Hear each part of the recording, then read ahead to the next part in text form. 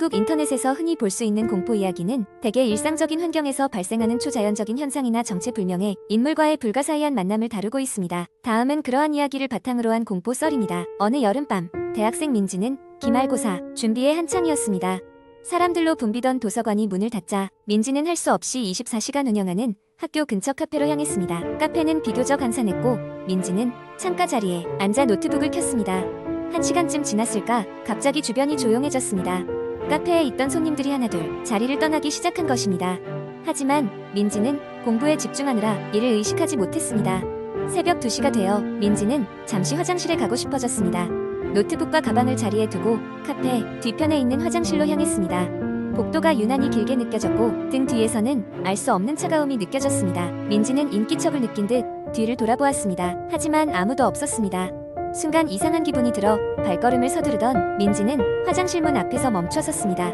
문이 약간 열려 있었고 안에서 희미한 중얼거림이 들리는 것 같았습니다. 여기 누군가 계세요? 민지가 물었습니다. 대답은 없었습니다. 조심스럽게 문을 밀어 젖힌 민지는 안에 아무도 없는 것을 확인했습니다.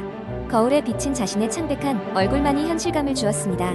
민지는 빨리 자리를 뜨고 싶은 마음에 손만 대충 씻고는 곧장 카페로 돌아왔습니다. 자리에 돌아오자 이상한 느낌이 아직 가시지 않은 상태였지만 민지는 그저 기분 탓이라고 생각하며 다시 공부에 집중했습니다. 그런데 잠시 후 그녀는 화면 위로 무언가 스치는 움직임을 느꼈습니다. 처음엔 모니터의 오류라고 생각했지만 곧 그것이 화면에 비친 무엇이라는 것을 알아챘습니다. 얼굴 없는 형체가 그녀의 뒤에 서 있었습니다. 당황한 민지는 주변을 둘러봤지만 카페 안에는 자신 말고 아무도 없었습니다. 공포에 떨며 민지는 결국 카페 문을 열고 도망쳤습니다. 거리에는 가로등 불빛만이 희미하게 깜빡이고 있었고 그녀의 발걸음 소리만이 어둠 속에 울려 퍼졌습니다. 며칠 후 민지는 그날의 일을 악몽처럼 잊을 수가 없었습니다.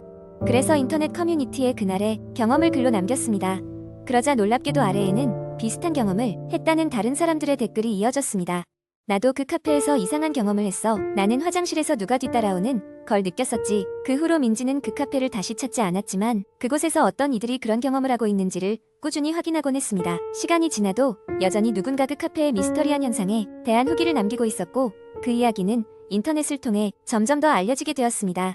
한편 카페 주인은 이 사건에 대해 알게 되었지만 한사코 그 뒤쪽 화장실은 원래 있지도 않았으며 건물 구조상 존재할 수도 없다고 설명했습니다. 하지만 어째서인지 그 말을 믿은 사람은 없었습니다. 그 이후로도 그 카페는 종종 인터넷 공포 커뮤니티에서 회자되며 알 수 없는 공포의 대상이 되었습니다. 두 번째 이야기. 어느 여름날 나는 대학 친구들과 함께 바닷가로 여행을 떠났다. 우리는 오랜만에 만난 터라 밤새도록 이야기를 나누다 결국 늦은 밤에야 잠자리에 들었다.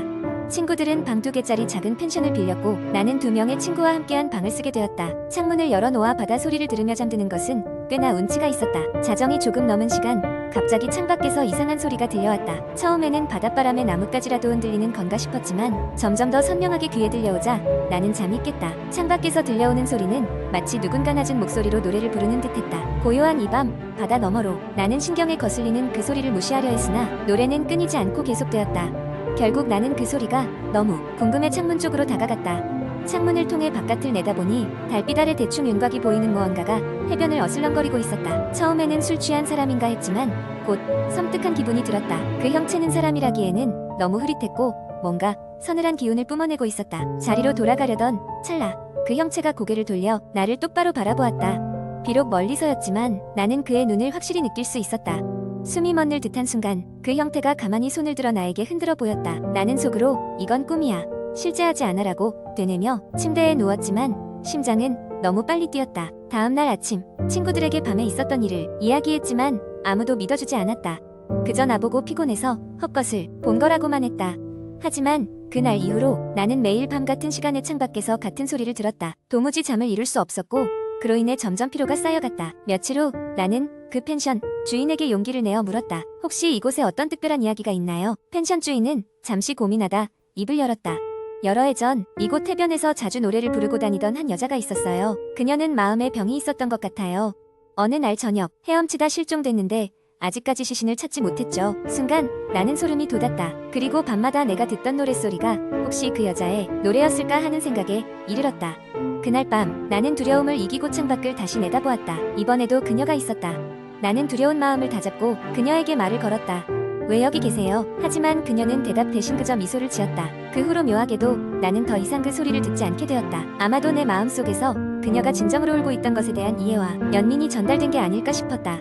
지금도 가끔 그 노래를 떠올리지만 이제는 더 이상 두렵지 않다. 그저 잔잔한 바닷바람 속에 묻혀 있을 뿐이다.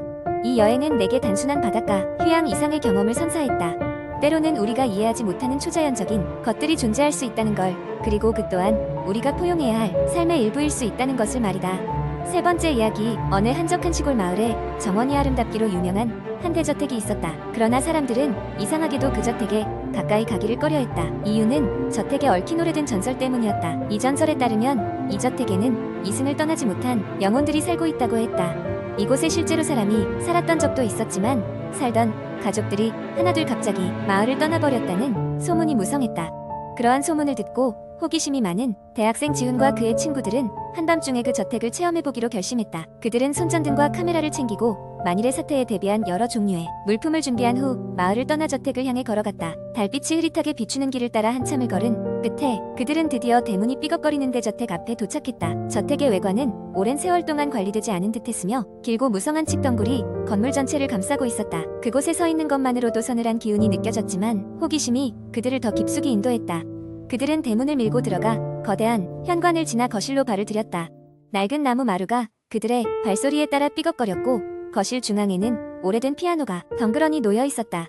그들이 거실을 살펴보는 동안 지훈은 피아노 위에 놓인 낡은 악보를 발견했다. 그 악보에는 이해할 수 없는 언어로 무언가가 적혀 있었고 지훈은 그것을 호기심에 끌려 소리 내어 읽어보았다. 그런데 그 순간 피아노 건반이 저절로 움직이며 불길한 음계를 연주하기 시작했고 집안에 전등이 깜박거리며 이상한 기운이 흐르기 시작했다.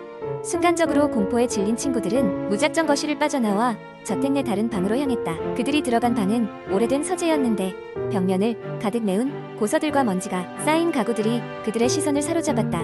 그때 갑자기 이들이 현관에서 보았던 낡은 책 한 권이 바닥으로 떨어지며 먼지를 휘날렸다. 책의 제목은 이곳에 머무는 자였고 표지 안쪽에는 마을에서 실종되었던 사람들의 목록처럼 보이는 것으로 가득 차 있었다. 실종자 명단에는 세월이 흐름에 따라 추가된 여러 이름들이 적혀 있었고 명단 중 일부는 기이하게도 현재 살아있는 사람들의 이름이 적혀 있어 그들을 섬뜩하게 만들었다. 지훈은 누군가의 장난이라고 생각하며 책을 덮으려 했지만 그 순간 창문 너머로 누군가의 그림자가 빠르게 스치듯 지나갔다. 친구들은 모두가 서로를 바라보며 확인했지만 공교롭게도 모두가 방 안에 있었으며 밖에는 아무도 없었다. 공포는 점점 극에 달했고 그들은 저택 밖으로 나가려 했지만 발걸음이 무겁게 느껴졌으며 문은 삐걱거리며 열리지 않았다. 이 상황에서 지훈은 용기를 내어 다시 피아노가 있는 거실로 돌아가 결심하듯 피아노 앞에 앉았다. 아까 본 규칙성 없는 음계를 정리하며 정신을 집중한 그는 그것이 사실 단순한 멜로디의 일부이며 무엇인가의 통로를 여는 일종의 비밀 코드라는 것을 깨달았다. 신중하게 각 음을 정확히 눌러가던 그는 마침내 특정한 음을 마지막으로 쳤을 때 저택 전체가 쿵 하는 소리와 함께 전등이 한꺼번에 꺼졌다. 순간 맞은편에서 요란한 소음과 함께 비밀의 문이 열리며 그 속에서 강렬한 빛이 새어나왔다. 친구들은 서로 눈빛을 교환한 후 떨리는 발걸음으로 빛이 퍼져나오는 방을 향했다. 그곳은 과거와 현재가 교차되는 듯한 공간으로 그동안 마을에서 실종되었던 이들의 흔적이 가득했다. 그들은 그 속에서 긴 세월 동안 붙잡혀 있던 영혼들과 마주쳤고 영혼들은 고통스러운 표정으로 그들에게 자유를 갈망하는 듯 보였다. 지훈은 알 수 없는 힘에 이끌리듯 다가가 영혼들에게 손을 내밀었고 영혼들은 마치 감사하다는 듯 미소 지으며 빛 속으로 사라졌다. 그 순간 전체 저택이 낮게 울리며 흔들더니 위태롭게 서 있던 벽들이 무너져 내렸다.